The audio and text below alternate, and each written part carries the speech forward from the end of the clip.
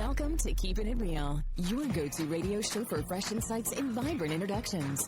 Get ready to dive into a world where we offer you the latest in real estate wisdom and the juiciest community tidbits. From expert advice courtesy of top realtors to opportunities to give back through local charities, we've got you covered. Plus, we'll shine a spotlight on the young athletes driving our local sports scene and uncover the buzzworthy happenings both in town and beyond. Stay tuned for a jam-packed hour of enlightenment and entertainment right here on Keepin' It Real. What's in a name? Everything. Long Realty has been a cornerstone of Southern Arizona's real estate market for nearly 100 years. Our name is our bond, and our agents are our strength. Trust in the name that stands for experience and expertise. Visit longrealty.com or call 520-459-4993 to connect with an agent today. Long Realty. Smart move. In a town with heart and history, the Sherry Ethell Team is the key. Serving service that we agree for military law and retirees. Stress-free process you will see. Personal care is our guarantee. Real integrity, real results. The Sherry Ethell Team, we never halt. Real experts here to guide your way, making dreams come true every single day. Trust a team that knows just what to do. The Sherry Ethell Team, working for you. Real integrity, real results. The Sherry Ethell Team is your one and only call. All right, good morning and welcome this Saturday morning to Keepin' It Real. Brought to you by the Sherry Ethell Team right here at Long Realty Studios behind Denny's on Fried Boulevard. And I am joined with several people today. Of course, I've got the lovely Lisa Gustafson from CoolFM, and she's here co-hosting with me. Thank you. I'm always happy to be here and do this with you. It's always fun. It's always fun. So, but I've also got a couple others here. So I've got Abby Dodge. She is from CASA. CASA is the court-appointed special advocate. Did I get that right? Yes, you did. Thank you. And you are the CASA director, correct? Yes, I am, and thank you for having me this morning. Oh, we love having you. And we've also got, which is kind of fun too, Karen Spitler. She's the CASA volunteer, and so she's going to give us a little bit of insight from the volunteer side. So welcome to the show. Thank you. I appreciate being here. Okay, so today I've got lots of questions, everything, but before we do that, we want to get to know you a little bit. You know, let's go ahead, Abby, and start with you. Abby, tell us a little bit about yourself. How long have you been here, for starters? I've been in Sierra Vista since 2009. I got here because of the Army, came here with my husband, and now we're here, even though neither of us are in anymore. Okay. We stayed. You were Army as well? Yes, we both were. Well, you both were. Oh, well, thank you for your service. Thank you. And so now you're giving back to the community in a different way. And tell us, what drew you to this? So when I moved out here, I was on active duty. I came out here. I didn't have a job. Yeah. I was kind of bored. My husband had one right away. I was looking for one. But when I was on active duty out in Massachusetts, I have a really good friend of mine who adopted her niece. Mm-hmm. And I was just kind of there with her that whole process going back. Her niece was born substance exposed to cocaine. Oh, wow. And I kept flying back and forth to Wisconsin from Massachusetts to go to court and to help her through the process and try to figure out how they were going to be able to finalize this adoption.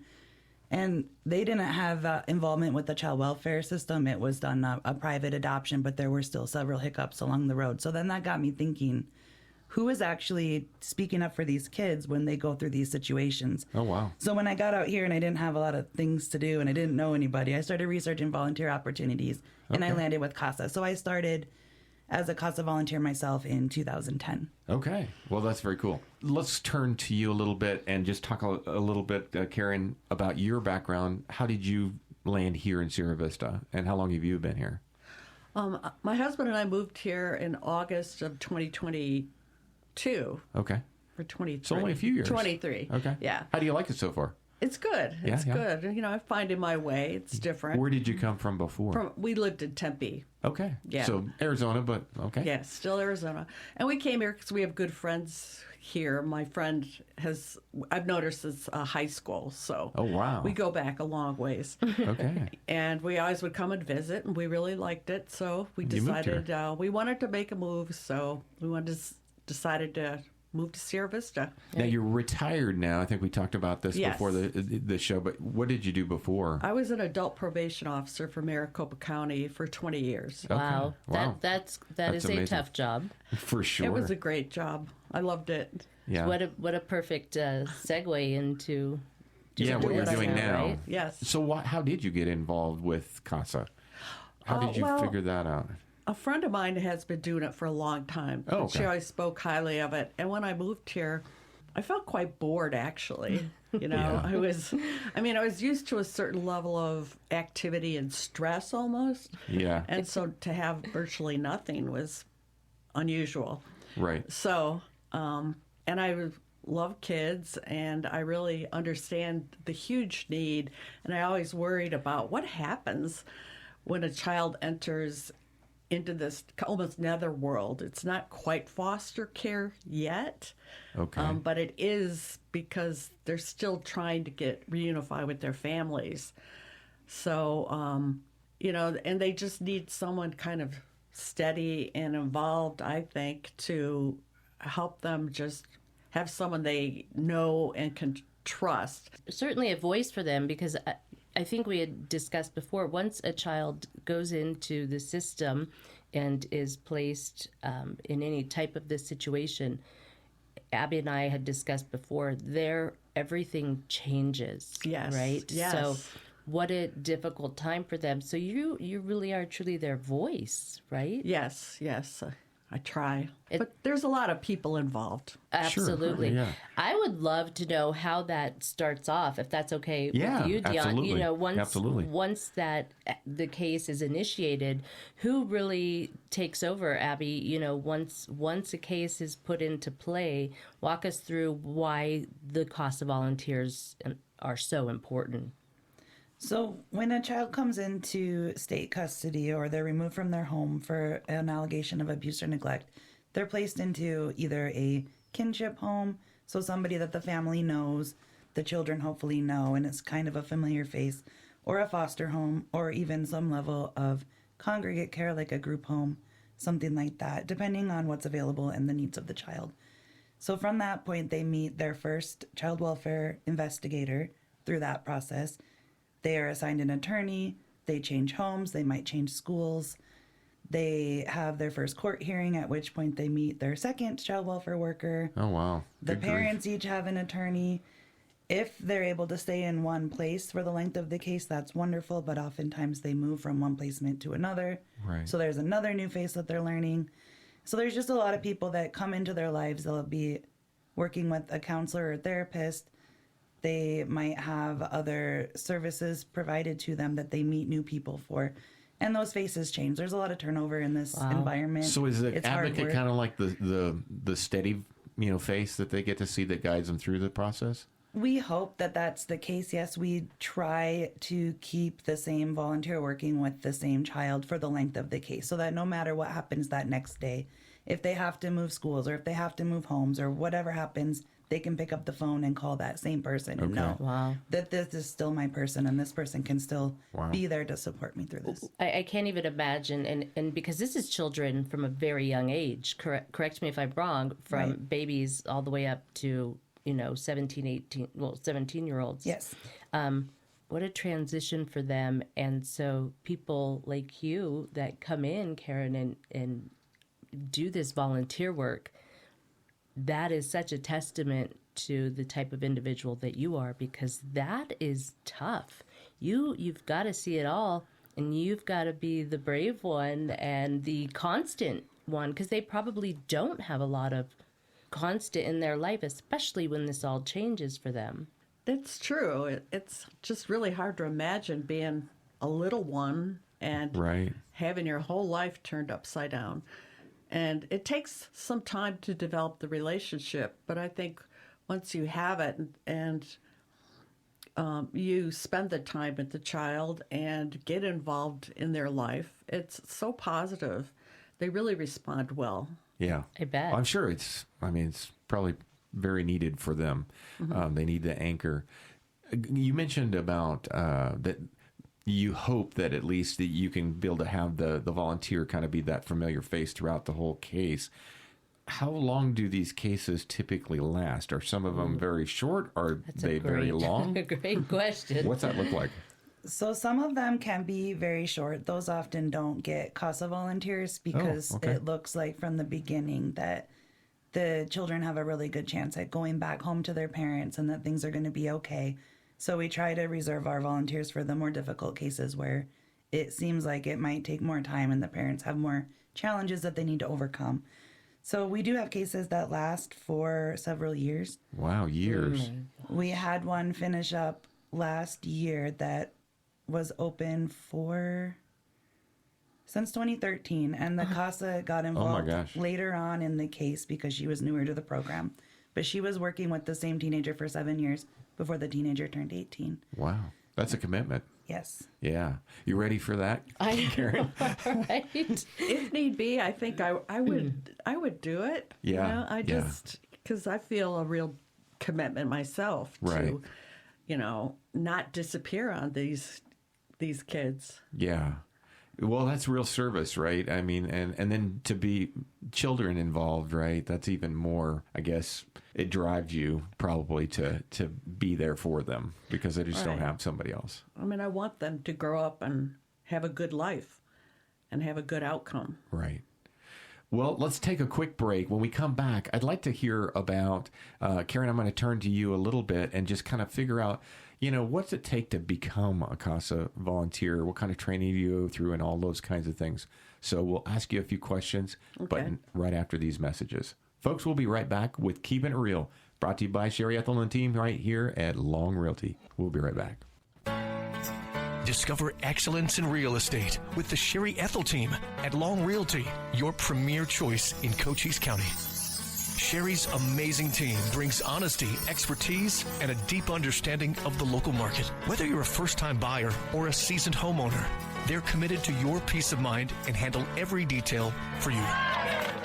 Their approach? Personalized service, above and beyond transactional real estate, building lifelong relationships, nationwide connections, local expertise. There's a reason this team is amongst the top realtors in Arizona and across the nation. You owe it to yourself to call or visit the Sherry Ethell Team, the top team at Long Realty, behind Denny's on Fry Boulevard in Sierra Vista. Call or text 717-599-2439 or Google us for more info. Real integrity, real results. All right, welcome back to Keepin' It Real. I'm Dion Ethell, and I'm your host, and I'm co-hosting today with Lisa Gustafson from CoolFM. Hello, hello. And we've got some wonderful guests in here from CASA. And if you're just tuning in, CASA is the court-appointed special advocate, and that's what it stands for. And we've got Abby Dodge, the CASA director, and Karen Spitler from, she's actually one of the volunteers, and we're learning all about what CASA really is. And so it's a great opportunity to kind of pick your brain about this, Karen.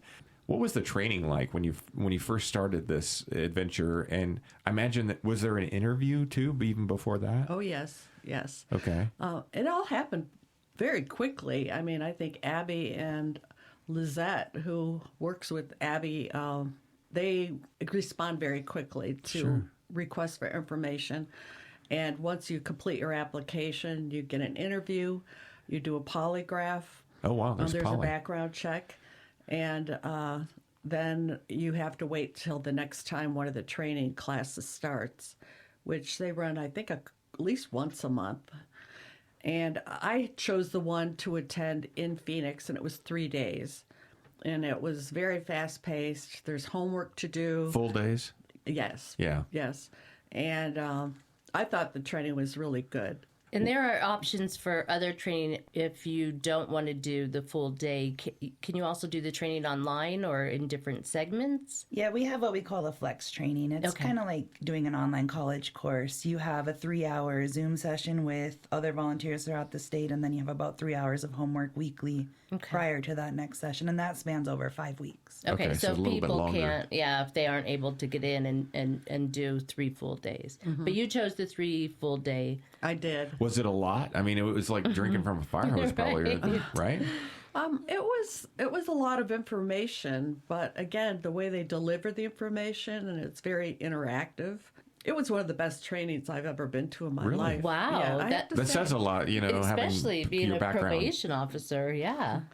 I did a lot of training for that, true. Did that help you at all? Prepare you kind of in some ways, just think so. mindset-wise? I think so, because I'm used to a case management experience. Right. And kind of setting deadlines, so now I can set them for myself as far as how often I want to see the children, who else I need to meet with to understand what their needs might be. Sure. And just, I guess, maybe even feeling brave enough to make the calls to these different agencies or schools or whatever, because it's not always easy to get through. Yeah. We weren't even, I wasn't even thinking of that. That's your job, right? As you are involved in these cases, you have to make those calls, and it's not just hanging out with the children and being their voice and trying to keep a normal routine for them. You also do have to get involved and really know what's going on. Right. We attend court hearings. We write reports for the court. So you're also kind of the eyes and ears, I think, on behalf of the judge. I would think that background that you had, too, will help in that respect because you've done it professionally already, so you kind of understand that process. I feel it helps, but it's certainly not necessary. Not necessary, yeah. No. Well, so tell me this. You kind of mentioned a little bit about how you got involved and everything, but what do you hope to get out of it? I mean, what's the big draw for you to really, now that you've gone through all the training, you've done all this, I think we had talked, have you got your first case yet? Yes, I do. I have a case now. I met my clients, I call them clients. Sure. About in October, early October. And we won't get into the details. I won't ask you any questions for like that because we don't want to betray that trust. But I just kind of want to ask, walk us through like some of the things you would actually do with children. Like what kinds of things would you be doing with them? Well, my contact with them is as I think, fun aunt in a way. Okay. I mean, I'll pick them up and then I will take them to the library and they can choose if they want to look for books. They usually want to do the tablets, Sure. Okay. This week we went to Jump and Play. Oh, so they get to do some fun stuff too. Yeah, we go to McDonald's, to Playland. Yeah. Or Colors, because they have sprinkles on their ice cream. And how often do you get a chance to connect with them like that? I choose to spend time with them every week. Okay. But again, everyone is different. There's minimums, contacts. Sure. I was going to ask you that, Abby. What is that for your volunteers? I mean, how do they determine some of that, or do you determine that? So they set their own schedules because they are volunteers, but we do require in-person contact with the child at least one time per month. Okay. So you're going above and beyond and trying to build. I'm assuming you're trying to build that connection between them and try to get to know them. Yes, I think it really helped just lend a sense of additional stability. I mean, they're lucky they have a solid place to live, of course, and it's going well. Yeah, well, that's good. I wonder about trying to, you're kind of a stranger coming into it, and so just trying to build that rapport with them, especially, I think, Abby, you had mentioned some of these come from some potential hard situations that really, I'm sure, have some trauma involved. Right. Every child that comes into the system has experienced some level of trauma. So okay. That's getting a good point. to know them and building that trust and showing that you aren't somebody that's going to let them down can be really challenging. Yeah. So do you then also, Karen, do you go through and go to court The hearings. appearances and everything? Do you go attend those as well? I do. Okay. I do. And some of them require reports to be written, but not all of them. And do the children have to go to those too, or is it just really the advocate who's representing them? Well, the whole team is there basically. Oh, okay. Because the DCS caseworker will be there. I'm there. Their placement should be there. The attorneys are there. The parents are there. And usually there's reports provided from the other service providers, like if they're in therapy or special daycare or whatever. And how often are those kinds of court appearances happening? Is that regular? Is that throughout the process? Or is it...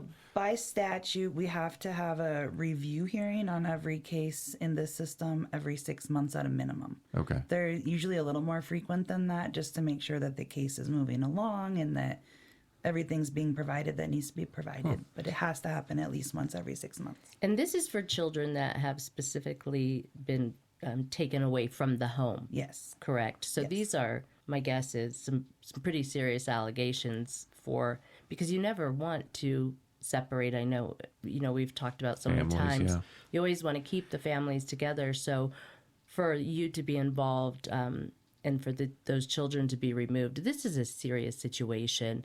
And so without question, they need people in their corner. And I think that's why the volunteers are so incredibly important, as well as the program itself. And as far as the program goes, let's talk about that a little bit, Abby. How is that run? Are you a nonprofit, or how do you be able to keep this thing running? So this is actually pretty interesting. I think our funding comes from the Arizona Lottery. So Really? 30%, 30% of all unclaimed lottery winnings is the primary funding source through the legislature for all of the CASA programs in the state, and we have one in all of the 15 counties. I love that. So whoever's playing the lottery and winning You are a supporter. and not getting their money, we really love you. So I can say I support yes, CASA yes. because I'm constantly buying tickets. too. So although I'm never winning. You but- will sometimes see advertisements on those little lottery ticket sales Yeah. boxes in the different stores. The Arizona Lottery is a huge supporter. Okay. Well, and honestly, I'm notorious. I actually I was pulling out a suit, and I found some lottery tickets, and of course they're expired. And I thank found you. some other Right ones. to those guys. That's I was what just thinking of you guys. I was like, I have no idea if I won anything, but if it feel goes to a good cause, I guess feel it's so okay. much better now. Yeah, I'm like, that ticket I had to throw away. Exactly. Perfect. Exactly. I'm super bad about that. I buy these lottery tickets and I can't find them because I tucked them in a pocket somewhere, and then lo and behold, I find them in a suit or a vest or something later. Well, we appreciate you. She appreciates the heck out of that. Good. I'm glad it's going to a good cause. But and I never win any serious money, so it's probably a few We've dollars never here left and there. $1 million on the table or anything. I'm that's not too that lucky. bad. I'm not that lucky. Yeah, well, that would be awesome for you guys, I guess. So tell me a little bit about, too, how is since you're in every single county, how is that structure then? How is it run? You're a director. Does each county have a director, or is it by a different breakout? How does that work? So we have the CASA of Arizona program, which is run up in Phoenix at the Supreme Court. And then each county has our own local program. So we're CASA of Cochise County. And depending on the size of the county, really dictates what level of employees they have and how many coordinators, how many support staff, that kind of thing. And it really depends on how many volunteers there are for how many staff that the state will provide for us. They keep us to pretty strict ratios and minimums in order to have more people working. Well, the last question before we take a break, then, how many people are working out of this office then, in terms of volunteers and staff? So paid staff, there's myself and there's another coordinator who is full-time. I have other hats as well, so I'm half-time CASA. And then we have a part-time support staff who does our admin, uploading all our disclosures and helping with the application process, that kind of thing. And we currently have 33 active CASA volunteers, and we have 4 that are finishing up training at the moment. Okay. Is there a number that you're trying to get to in terms of volunteers? I don't know how that demand is. There's not really a magic volunteer number. Our dream would be to make sure that every child that came into the system in Cochise County could have a CASA. So currently we're supporting 28% of our kids. 28%? Yes, which is a really high percentage for the state. but it's still Still such low a big need compared to what you need. Right. Yeah. Wow. I know. Wow. I'm going to have to wrap my head around that. We'll come back to that We'll one. come back. Definitely going to talk about that when we come back. Folks, we got to take a break. This is the Sherry Ethell Team. I'm Dion Ethell, your host, and we'll be right back after these brief messages. We'll be right back. Welcome to an exciting new chapter in real estate marketing with the Sherry Ethell Team at Long Realty. We're thrilled to introduce our groundbreaking radio campaign that's set to virtually transform how homes are sold in our community. Are you looking to sell your home? Imagine your listing highlighted as not just a home of the week, but receiving continuous, exclusive attention on the airwaves until it sells. That's right. Every single Sherry Ethell Team Long Realty listing will now be featured regularly, ensuring maximum exposure to maximize your speed of sale. Here's how it works. Each week, we'll spotlight all of our current listings in individual, engaging, and detailed 30-second radio ads. Whether you're selling a cozy starter home, a luxurious estate, or anything in between, your property will be heard by thousands of potential buyers in our local area. This innovative approach guarantees that your home remains top of mind for listeners until the perfect buyer comes along. Why choose the Sherry Ethell Team at Long Realty? Because we're committed to delivering unparalleled service with a personal touch. Our new radio campaign will be just one more way we help reduce the stress of selling your home by giving it the visibility it deserves. We understand that selling a home can be a daunting process, but with your tailored marketing campaign and this kind of presence, it'll be easier and more efficient than ever. Tune in to Canyon Country 97.7 to hear about the latest listings on our new program we're calling our Home Spotlight Series. Or catch the Keepin' It Real radio show every Saturday morning at 8 a.m. for the latest on real estate tips from the experts, weekend open houses, awesome charity opportunities, great happenings in our community, and wonderful interviews with youth sports coaches and athletes. So don't miss out on this unique opportunity to have your home featured in our exclusive radio campaign. List with Sherry Ethell Team Long Realty today and experience the magic of real estate marketing like never before. For more information, give us a call at 717-599-2439. Sherry Ethell Team Long Realty, behind Denny's on Fry Boulevard right here in Sierra Vista, where your home story is told until it's sold. Remember, with us, it's not just about selling houses. We make success stories for a living. Stay tuned, stay informed, and let's help you find your perfect home. All right, welcome back. This is Keepin' It Real. I'm Dion Ethell, and I'm here with Lisa Gustafson, and we are keeping it real with CASA. And if you're just tuning in, CASA is the court-appointed special advocate. And so this group of people are helping, a number of children throughout the county, and we're really throughout the state, but we're talking about kind of our little community, and we're talking to a couple of folks here, Abby Dodge, the CASA director, and Karen Spitler, one of our volunteers for CASA. And I think we were talking about at the break some things about funding. Yeah, well, we were curious. We were talking about training. If they do go to Phoenix, the volunteers, you do provide the cost for that, correct, Abby? Right, where if the volunteer travels to training, if they go to Tucson, if they go to Phoenix, wherever they go in the state, we do provide them a hotel room for their stay up there, and we provide mileage reimbursement to and from and per diem for meals. Yeah. So that's the one time that we're able to offset any costs that they have. Right? And so that also then that brought me to thinking when the volunteers, like when Karen is out and she has these kids and she mentioned she's taking them to McDonald's or out for ice cream, that's an expense, whether it be minimal or you have 4 kids.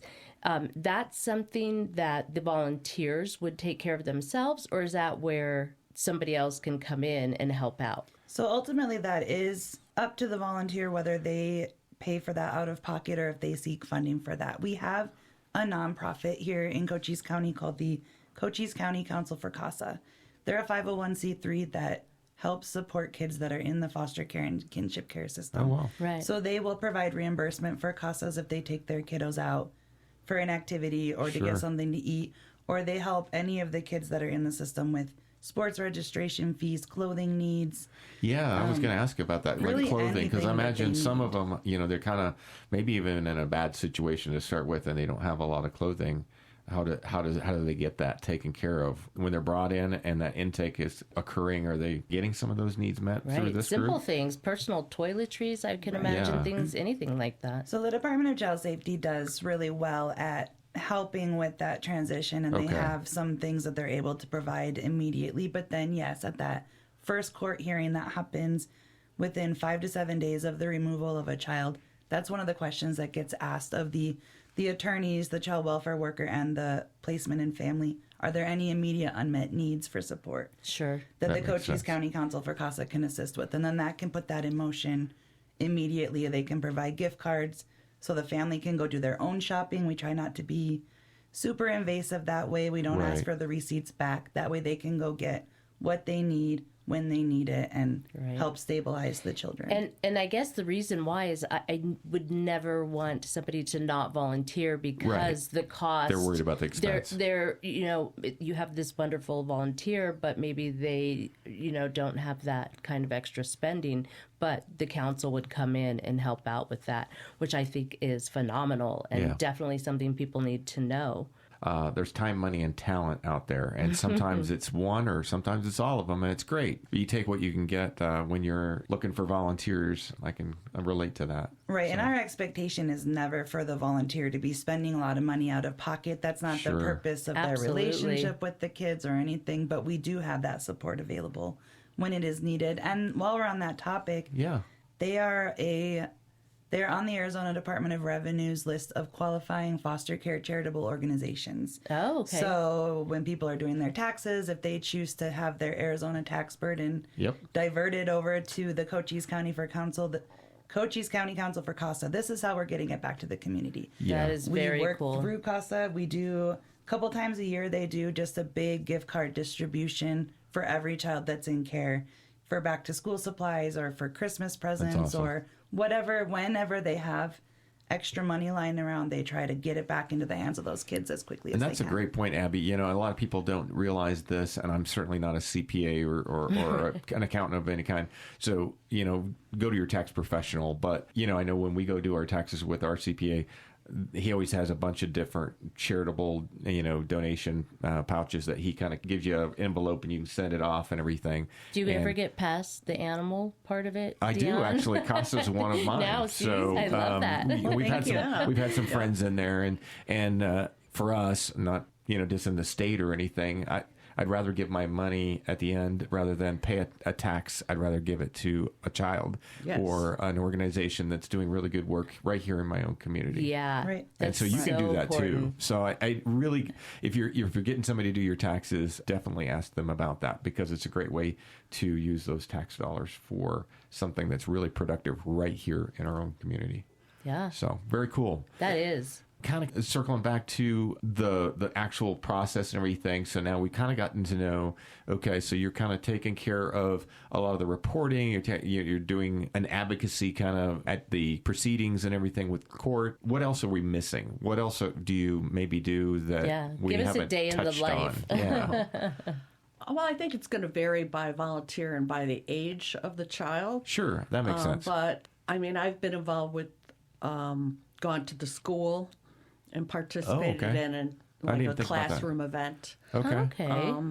I hope I get invited to an award ceremony. Yeah. They're shooting for some awards. Oh, very nice, very nice. And I take them to therapy just because it's kind of where I pick them up and they know they're going to go and they like to go, which is great. And then we do the ice cream or something afterwards. I'm very friendly with the placement, kinship placement. Sure. They're very receptive to CASA being there, and they probably welcome you being there and helping out with the kids, I would imagine, because there's that kind of breaks down the wall a little bit. Sure. I feel like that would help for what you're involved in and all the people involved, all of the agencies involved. Yeah, I think it's going to vary a lot from the situation. Sure. Depending on how people feel about DCS being involved in the first place. Right. It's a tricky situation. Right. Sure. Everyone is different, they're not feeling right? warm and fuzzy, Yeah. I'm guessing, if DCS But I just always try to be respectful of their time and consider, what's your schedule like? How can I fit in to your household as opposed to demanding, I want to see the girls today or, the kids at 5:00. Right. No, well, that makes sense. I was kind of going through my mind, too, the same thing. I was thinking about, well, what on the flip side, so if, like you were talking about where they're staying, maybe it's, some place that they know, whether it be a friend or a family member, or maybe it's a house, like you were talking about, some kind of other kind of facility. But some of these people probably aren't super happy that you're there. How does that work? What are the challenges there? I mean, you're not wrong. There's a lot of people that get involved very quickly when a case opens, and a lot of people need to come into the home, or they need to see this, or they need to see you at this time, and there's just so many appointments.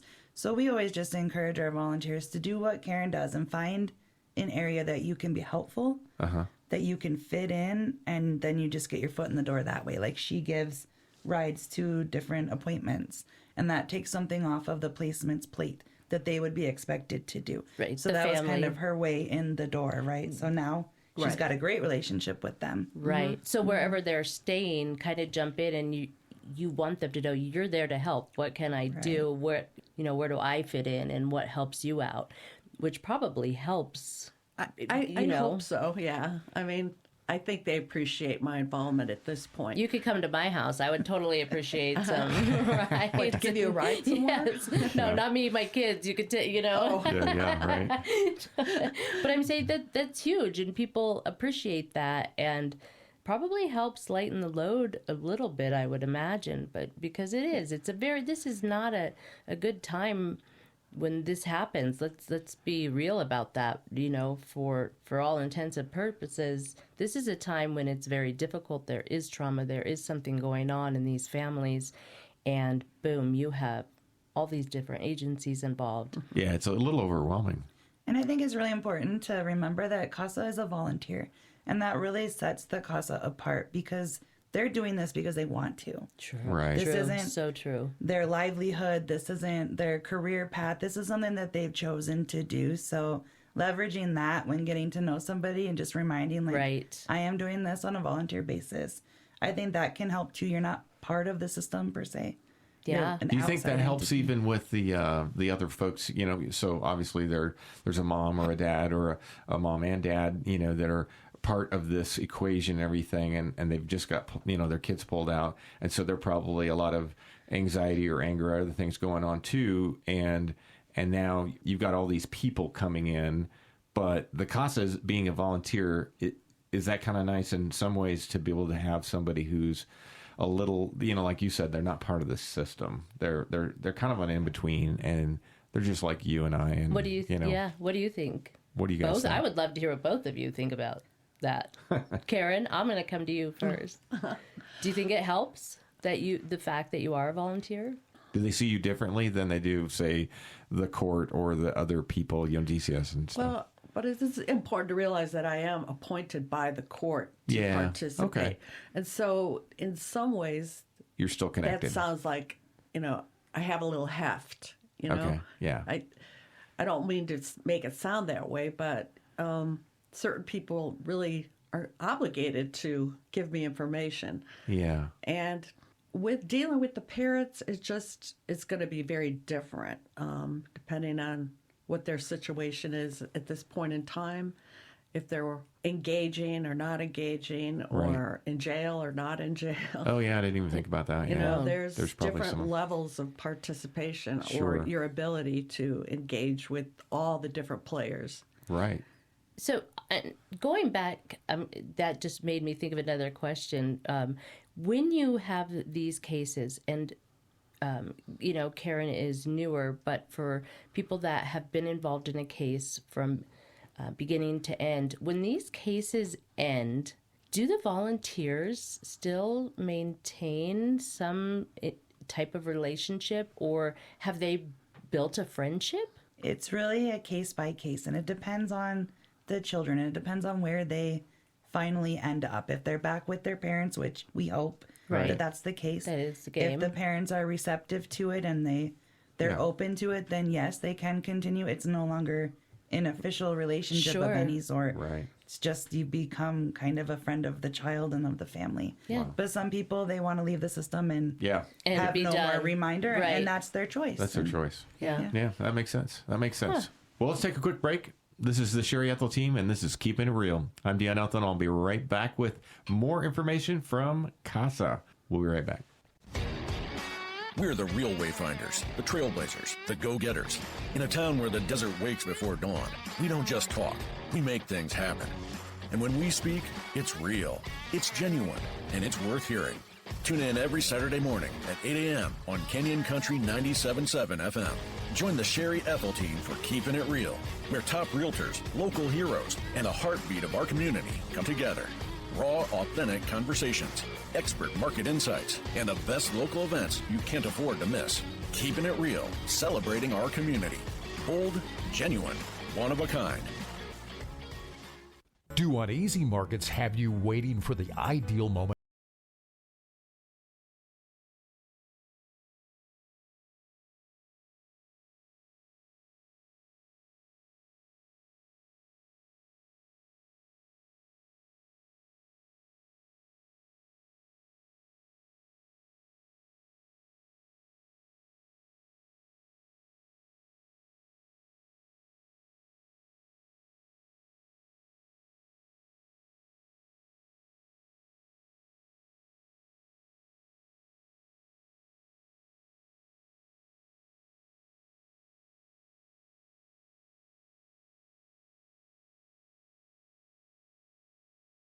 Text 717-599-2439 or Google us for more information. Real integrity, real results. All right, welcome back to Keepin' It Real. I'm Dion Ethell. I'm your host, and I'm here with Lisa Gustafson from CoolFM, and she's helping me co-host. Yes, I love hanging out here in the Long Realty studios with you and doing this. This is, we always learn something new. We always meet some interesting people, and today is definitely no exception to that rule. Well, and that's a great point, Lisa. We do these shows so that people can hear what we hear. We get all this exposure to other businesses, other organizations and charities and things. And it's so great to see what's really being done behind the scenes in our own community that we probably maybe didn't have access to or didn't know about before. And so this is a great way to bring that to light. Now, I wanted to ask a question that we didn't get to before, and that was about, you were talking about the funding and you were talking about this 501c3. How do they get their money then to pay for all that stuff? How, do they fundraise? Do they get their money? I mean, you touched on a little bit, but... So their primary funding source is that Arizona tax credit. Yeah. But then they also get a good chunk of money from Southwest Gas. They have a really amazing employee giving program, the Fuel for Life program. And they choose 3 local nonprofits, I think on a 2-year basis, but I don't really remember. But they keep choosing the Cochise County Council for CASA. So we get, I want to say it's around $20,000 a year from Southwest Gas, but I might be a little bit off on that. Now, if somebody wanted to donate to that organization, is there a way to do that? There is. They have a website. It's www.CochiseCountyCouncil.org. Okay. Well, there you heard it. If you want to donate and give something special to give back to these children who are, gone through some kind of trauma and they're trying to sort it all out and trying to get their family back together again, this is an opportunity to help those people. Now, what about volunteers? So, Abby, help me understand. You said 28%. That was high. That was shocking a little bit. I mean, I got to admit, kind of wrap my head around that number. But you'd like to have more. So if somebody was listening today and they were like, I'm retired or I've got time, I'd like to be able to be involved and help out, how would they do that? Who would they contact? Perfect. So the first step is to go to our website. It's www.casaofcochisecounty.org. On that website, it gives information about our program, and there's a little Apply Now link on the left-hand side. So you fill out a lengthy application. It's going to ask for personal references. It's going to ask criminal history information. Right. And the 3 main things that it's going to ask at the top are if you're a U.S. citizen or legal resident, if you're over the age of 21, and whether or not you're employed by the Department of Child Safety. Those are kind of our 3 main qualifiers. And then we have that personal interview that we do. We check references. We do a polygraph examination. That is a unique aspect of our program. That's really We check unique. fingerprints, and then we send people to training. And just for everybody's edification here, and why do you do that? Why so deeply into somebody's background? We're appointing by the court a volunteer that's going to spend one-on-one time with a child that has experienced significant trauma. And we do not want to further traumatize that child. So we take as many steps as we can to make sure that all of the adults that we provide are on the up and up, and they're not going to further damage these children. Right. Because parents, they don't really get a choice in whether or not the CASA spends time with their children. They lose a lot of choice when their child comes into the system. Because of the situation, right. But the placement, there's a court order allowing the CASA to see the child. So they might feel obligated to let the child go with the volunteer without knowing much about the volunteer. Right. So we're able to at least assure that we have taken all of these steps to make sure that it's a safe, ahead of time. safe individual who can spend time with the children. I think that is great and very much needed. Definitely. Yeah, I assumed it was something of that sort, but I think it's good for everybody to kind of get to know. And I don't want to scare anybody off who might be a volunteer out there or anything. This is a positive thing. I want people to look at it as a positive nature. And the polygraph, it's not like the Border Patrol does. Yeah. It's not like they show on TV. What did you do when you were 10 years old? It's really not. We have this wonderful examiner who travels out here from Prescott, and she makes it as easy as she possibly can. That's funny. That's funny that you mentioned that. Right, because our poly was very difficult. I was going to say, Dion is well aware of that. Yeah, ours usually take 30 minutes or less from start to finish, and they only take that long if the volunteer got a little nervous or stumbled through some of the questions. Otherwise, they're pretty quick. But it's a pretty positive thing too, even for us, it was lengthy, but for a federal agent, you should have some hard questions about your background. And so I kind of understand why, that kind of takes place. And it's good that you're going to that depth, because sometimes too, you see organizations that may be, they're 501c3s and they've got a little interview or they've got a little thing, but it's really pretty light. So I love that you're really taking that level of care. And our interview is a lot. Maybe Karen remembers it can take upwards How long of 2 was hours. Yours? Oh yeah, really? And is that a face-to-face initially that you know, after you filled out the application and then you do a face-to-face, and you were there for about 2 hours? Yeah, and a lot of it just had, because it was very easy to talk, you know? And they just want to get to know you. A conversation. Intrusive. Right. It was just it wasn't You're not being interrogated. Give us your biggest strength. What is your biggest weakness? This was more about getting to know you as an individual. What you're doing, why. Yeah. Right, we want to make sure that the volunteer understands the role and is willing to make the level of commitment that we need. But then we also want to get to know their background to make sure that we're not harming the volunteer. That's a good point. These situations are difficult, and there's this thing, secondary trauma, vicarious trauma. Sure. We don't want to further harm somebody who maybe had a difficult past of their own, so we get into a lot. We go through some scenarios just to see kind of what their instincts might tell them to do in different situations. What kinds of, that brings up a really good point. So one of the things, that I've been involved with over the years and stuff, because we, in federal law enforcement, we came into contact oftentimes with, you're first on the scene at a motor vehicle accident, you're first on the scene to a lot of different rescues and deaths and things like that. So a lot of traumatic, situations. And so we have peer support, we have other things. Do you have anything like that? And how do you do some self-care for your volunteers? Right. We definitely encourage self-care. We do a currently monthly peer support group meeting for anyone that wants to attend. Okay. We meet over coffee and everyone can kind of share their frustrations, their celebrations, get advice, whatever they need to do. We're always available as program staff for anyone that needs to just vent or ask, what do I do next? I'm stuck. I don't know where to go. Obviously, there's confidentiality at play, so our volunteer self-care has to be kept within our small circle and not talking about their case with their family or anything like that. We keep that very, very separate. But we do offer, and we have usually an annual volunteer barbecue.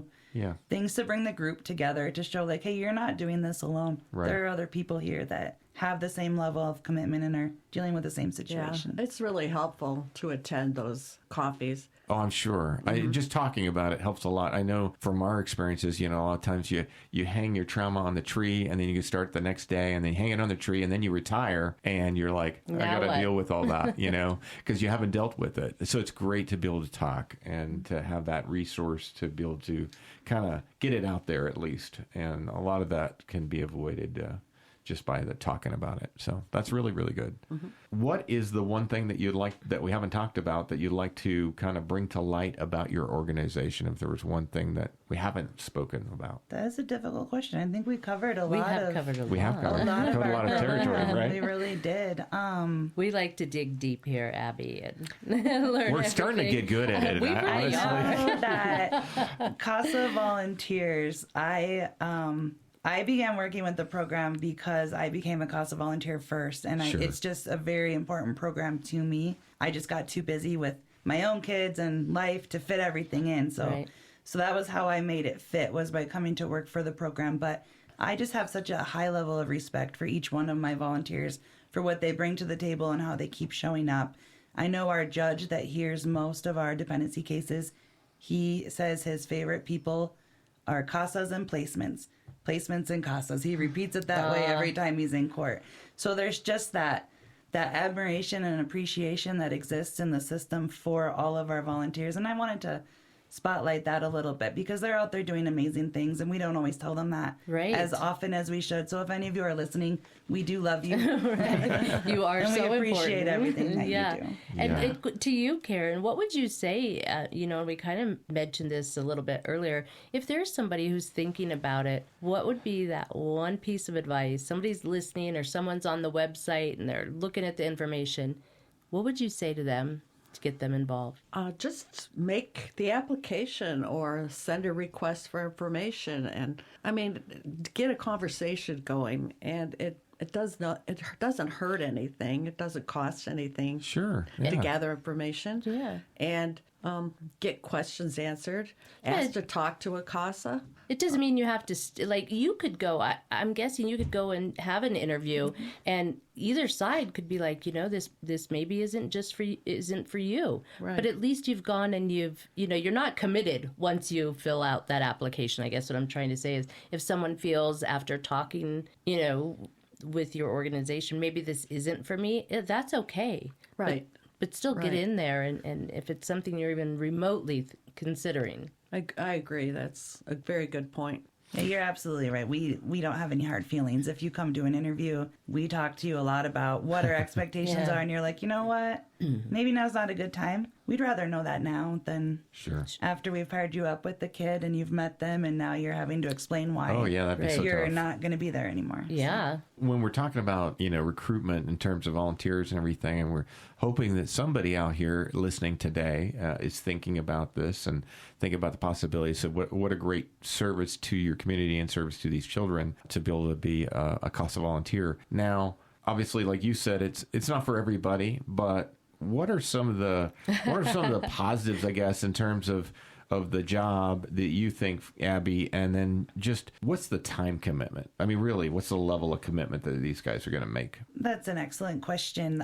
So there's a nationwide program, CASA. National CASA is our big umbrella organization. Sure. They've determined that volunteers usually spend between 15 and 20 hours a month on their case.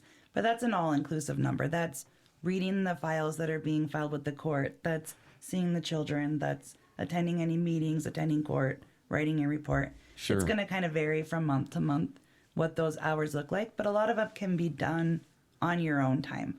Obviously, court happens between 8 and 5 on Monday through Friday. Right. You don't really get to pick. Right. Most of the meetings happen in that same scheduled time frame, but you do have more of a say in when those are set. But the time you spend with the children, you schedule that on your own. You decide when you can pick up the phone and make a phone call to ask a question or to learn more about the situation. So Karen can correct me if she thinks she's probably spending more than 15 to 20 hours a month, but she's... And if you want to, you can, right? You can, yes. Absolutely. I think it's really up to the individual how much time they have. Right. I happen to have a lot. So I'm Being happy retired to share. is a good thing, yeah. So you choose to give back a little bit more because you have the time, and that's awesome. Right. But we don't have a minimum amount of time that has to be spent. That's just kind of what the average has been determined. We do have that minimum, see the child at least once per month. Right. And you already stated, Karen, you were once a week. But so it does. It doesn't mean that somebody that doesn't have a part-time job or a full-time job could even do this.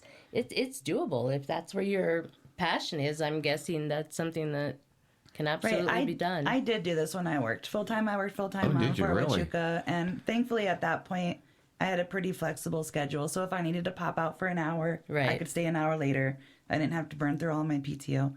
But court is usually scheduled in advance. You know about a court hearing Yeah, Sure. maybe absolutely. 3 months in advance. So you can kind of plan for that.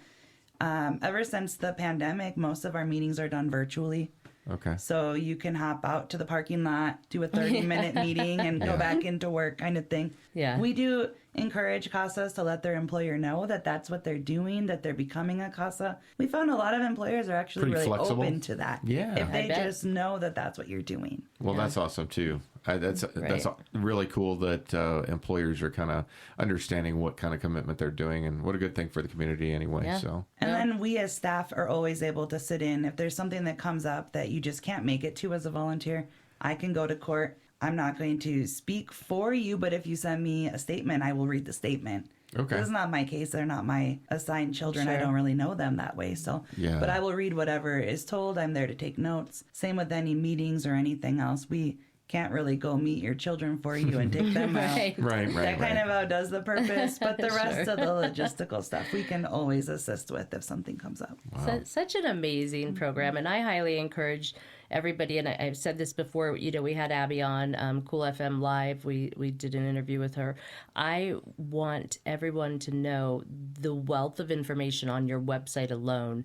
There is the videos they have, the testimonials they have, a lot of questions. So get on, even jump on that website, play around. And hopefully this is a move that, you know, is something for you, and make that call, get that request for information, right, Yeah. Karen? Just do it. Let's And do you it. you guys would help them, you know, if somebody came in and like, I'm not sure if it's a good fit. You're going to help kind of walk them through what that looks like, and they can talk about their personal situation. You guys can determine whether or not it really is a great fit. Absolutely. We get phone calls like that all of the time. People ask me, ya? I'm not really sure what your program is about. I don't know if it's for me. So we'll kind of explain the different aspects of it and what we expect from people. We have plenty of CASAs too who are willing to meet somebody new. If somebody's interested and they're not sure, we can put them in touch with somebody who's actively working as a CASA. I love that. And they can Yeah. pick That's their very brain cool. as well. very- Yeah, That's very that's cool. good. That's really good. Well, I really appreciate you guys being on the show today. Maybe you could give me one last time for those people who are thinking about becoming a CASA volunteer. What's the website again? Sure, it's www.casaofcochisecounty.org. Okay. And they've got a little button there that you can click to. There is. There's an apply now link on the left. Our contact information is on the website. Perfect. If perchance somebody's listening that doesn't live in Cochise County, you can get to any of the other county programs from that website as well. Oh, that's awesome. Okay. Well, you heard it right here. This is Keeping It Real, and we've been keeping it real with CASA, the court-appointed special advocate, and we've learned so much from you guys. Thank you so much for being here. Thank You're you for welcome. having us. Thank you. And thank you, Lisa, for being my co-host again today. I just love you. Are very welcome. I love awesome. hanging out here. We're just going to keep doing We're going to this. do it again. All right. All right, this is Sherry Ethell Team, Long Realty Studios, keeping it real. We'll be right back after a few brief messages, and then we'll be back again next week. So we'll see you soon. Tax time is here, but before you spend your refund, consider real estate with the Sherry Ethell Team at Long Realty. It's a great way to move from renter to homeowner and on the road to building wealth. Hi, I'm Sherry Ethell, Realtor and Team CEO of the Sherry Ethell Team at Long Realty. Think of me as your guide to all things real estate. I tailor my approach to your needs and, most importantly, your goals. It's time to come see me and get a plan for your success. Discover excellence in real estate with the Sherry Ethell Team at Long Realty, your premier choice in Cochise County. Visit Sherry at Long Realty behind Denny's on Fry Boulevard in Sierra Vista. Call or text 717-599-2439 or Google us for more information. Real integrity, real results. Well, folks, that's a wrap on this week's Keepin' It Real radio show. As always, we're so grateful to have you spend part of your Saturday morning with us. Whether you're sipping coffee on the porch, out running errands, or out shopping for a home, we appreciate you. If something we said today sparked a question, or if you've got a great topic or guest idea for a future episode, we'd love to hear it. You can drop your suggestion in the Keepin' It Real suggestion box at the front desk of Long Realty, right behind Denny's on Fry Boulevard. Or just shoot me an email at sherry@sherryethelteam.com or call or text text me anytime at 717-599-2439. We love hearing from you. It helps us keep this show real, relevant, and rooted in our Cochise County community. We'll be back next Saturday from 8 to 9 a.m. right here on 97.7 Canyon Country, your first choice for legendary country. Until then, stay safe, stay kind, and as always, keep it real, Cochise County. What's in a name? Everything. Long Realty has been a cornerstone of Southern Arizona's real estate market for nearly 100 years. Our name is our bond, and our agents are our strength. Trust in the name that stands for experience and expertise. Visit longrealty.com or call 520-459-4993 to connect with an agent today. Long Realty. Smart move. What's in a name? Everything. Long Realty has been a cornerstone of Southern Arizona's real estate market for nearly 100 years. Our name is our bond, and our agents are our strength. Trust in the name that stands for experience and expertise. Visit longrealty.com or call 520-459-4993 to connect with an agent today. Long Realty. Smart move.